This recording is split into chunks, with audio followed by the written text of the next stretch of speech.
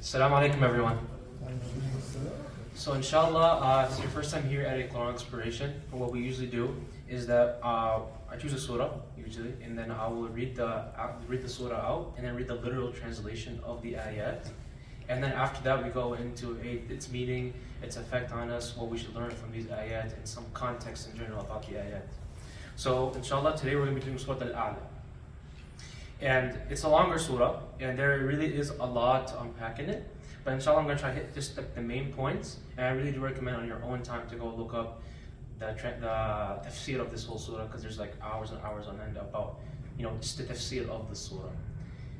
So, أعوذ بالله من الشيطان الرجيم بسم الله الرحمن الرحيم سبح اسم ربك الأعلى الذي خلق فسوى والذي قدر فهدى والذي أخرج المرعى فجعله غثاء أحوى سنقرئك فلا تنسى إلا ما شاء الله إنه يعلم الجهر وما يخفى ونيسرك لليسرى فذكر إن نفعت الذكرى سيذكر من يخشى ويتجنبها الأشقى الذي يصلى النار الكبرى ثم لا يموت فيها ولا يحيا قد أفلح من تزكى وذكر اسم ربه فصلى بل تؤثرون الحياة الدنيا والآخرة خير وأبقى إن هذا لفي الصحف الأولى صحف إبراهيم وموسى صدق الله العظيم. So the literal translation of the ayat goes as follows. Extol the limitless glory of the name of your Lord, the Most High, who creates and proportions well, who determines and guides, who brings forth the pasturage and then turns it into withered grass. We shall teach you and you shall not forget. Except what God wills, He knows what is manifest and what is kept hidden. And we shall smooth your way to perfect ease. Give warning, therefore, regardless of whether such warning is of use. He who fears God will heed it. But the most hapless wretch will turn aside from it, who shall be cast into the great fire, in which he shall neither die nor remain alive. Successful will be he who purifies himself and glorifies the name of his Lord in praise. Yet you prefer this present life, while the life to come is better and longer lasting. All this has indeed been stated in the earlier revelations, the scriptures of Ibrahim and Musa. So when you look at the surah, it kind of divides it into three main parts. I say four, but there's a lot, obviously, you can extract so much from the surah, but I'm going to kind of bring four main points. Their very first main points is the first 5 ayat, and it's talking about Allah subhanahu wa ta'ala's glory and His limitless characteristics and power. And it's telling you not just know it, but to what? Extol. Meaning that you want to glorify Him, you want to truly understand what it means, the deepest level, what it means by perfection. The second thing that's talked about in the surah, from ayah 6 to about ayah 8, is telling you what? It's actually talking to the Prophet Muhammad directly and telling him that we will make the memorization of the Qur'an and we will make this da'wah, this Islam, easy for you to remember. And we're going to give why he said this specifically. And then he also then adds on and says that the longer you keep on going, Allah subhanahu wa ta'ala will make this da'wah, will make this revelation, will make this work that you're doing to spread Islam easier as it goes. Even though, when we talk again later on about it, it's going to be a little ironic, but inshallah with context it'll make sense. And then the third part is talking about, now with the knowledge that you know, Prophet Muhammad and all of us that we know, it's a must upon you to go give the warning. And give it the way it is. Give it the way Allah subhanahu wa ta'ala said it is. Give it the way the Rasul said it is. Give that warning and heed it. And then you just do your due diligence. You try your best, you give that warning, and if they decide to not heed that warning, then we know what's in store for them. But the people that do, there's something even better in store. And inshallah, we'll talk more about it later.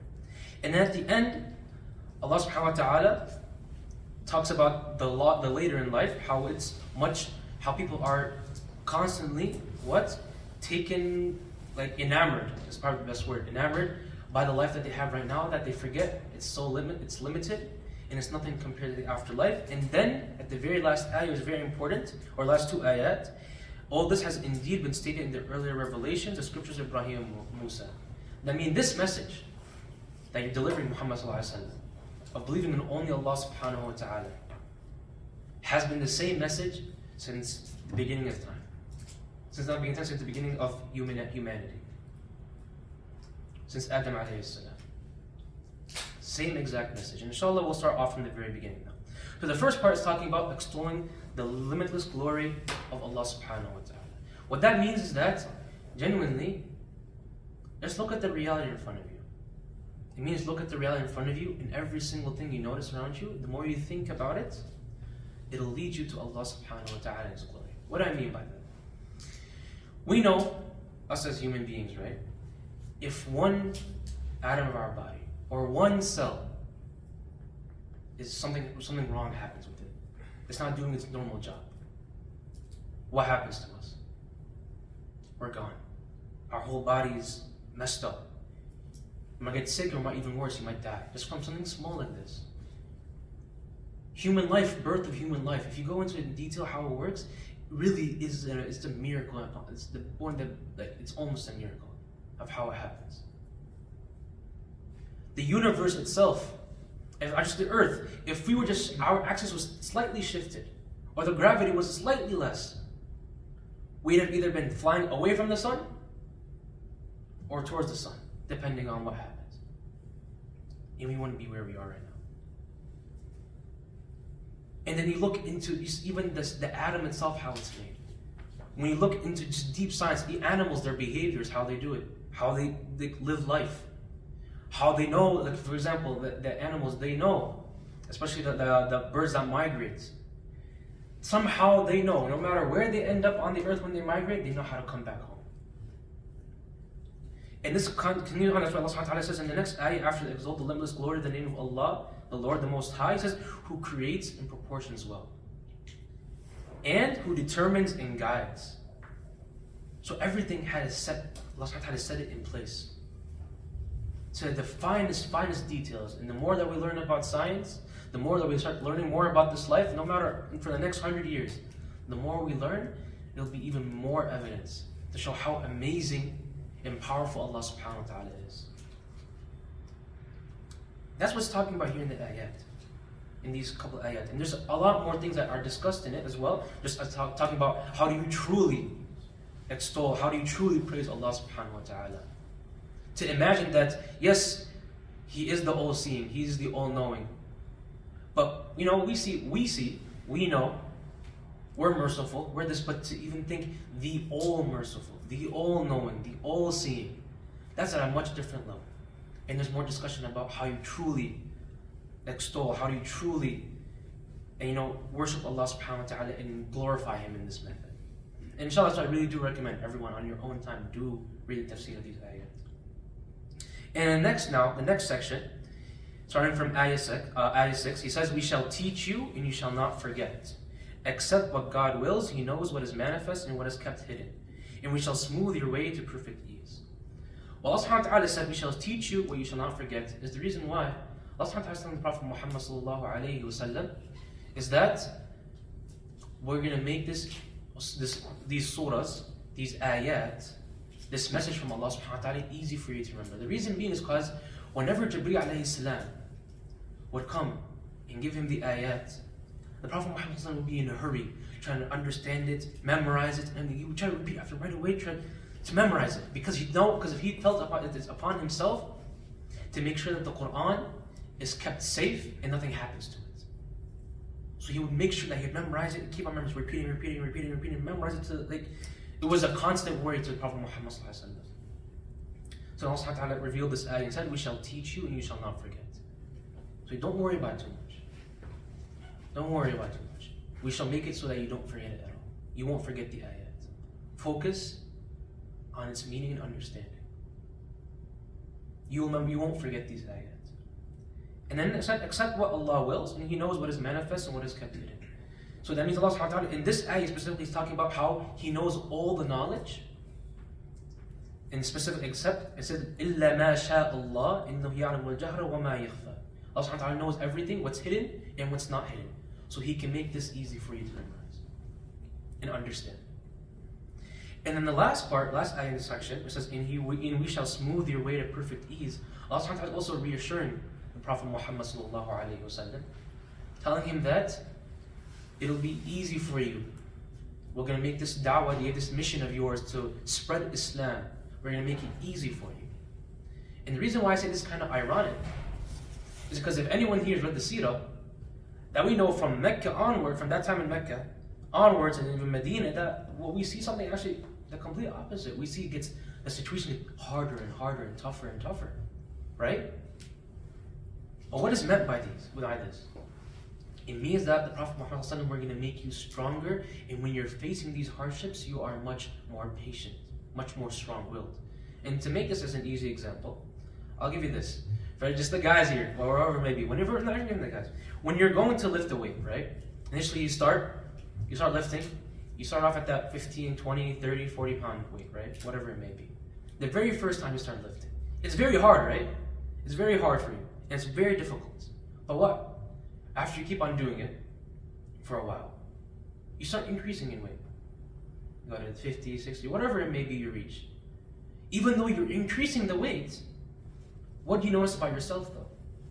It's not as hard and difficult as it used to be back then. You've developed that perseverance, you've developed that strength in you to continue on.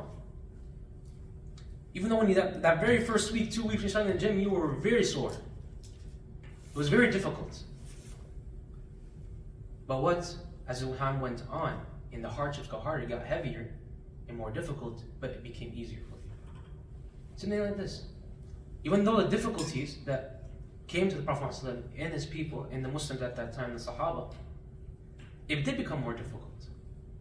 Much, much more difficult.